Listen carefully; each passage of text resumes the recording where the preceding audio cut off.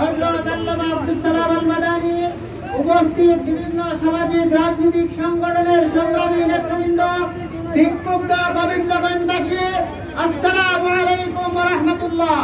সংগ্রামী গোবিন্দগঞ্জবাসী, আমরা অত্যন্ত ভারাক্রান্ত হৃদয় নিয়ে পবিত্র রমাদান মাসে আজকে গোবিন্দগঞ্জের মানববন্ধন কর্মসূচিতে অংশগ্রহণ করতে বাধ্য হয়েছি। এই জন্য সারা দেশব্যাপী কুলাঙ্গারদের কর্তৃক আমাদের মা বোনেরা ধর্ষণের শিকার হচ্ছে।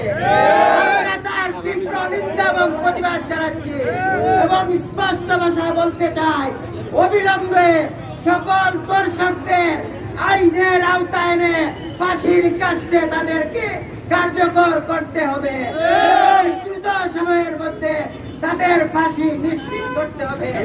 আরেকটি কথা বলতে চাই, জুলাই আগস্ট এই গণঅভ্যুত্থান পরবর্তী বাংলাদেশে শহীদ আবু সাইদ মুক্তর বাংলাদেশে আমরা আমাদের বোনেরা ধর্ষিত আমরা দেখতে চাই না, আমাদের মা বোনেরা নির্যাতিত আমরা দেখতে চাই না। বাংলাদেশের ইতিহাসে 1998 সালে সেই জাহাঙ্গীরনগর বিশ্ববিদ্যালয়ে একটি নিষিদ্ধ ঘোষিত ছাত্র সংগঠনের নেতা জসিমউদ্দিন মানিক কর্তৃক ধর্ষণের সঞ্চিত উদযাপন করে পৃথিবীর ইতিহাসে নিকৃষ্টতম নজির স্থাপন করেছিল। যদি ধর্ষণের শাস্তি নিশ্চিত হতো, এখন আর আমাদের মা বোনেরা, আমাদের ছোট ছোট শিশুরা ধর্ষণের শিকার হতো না।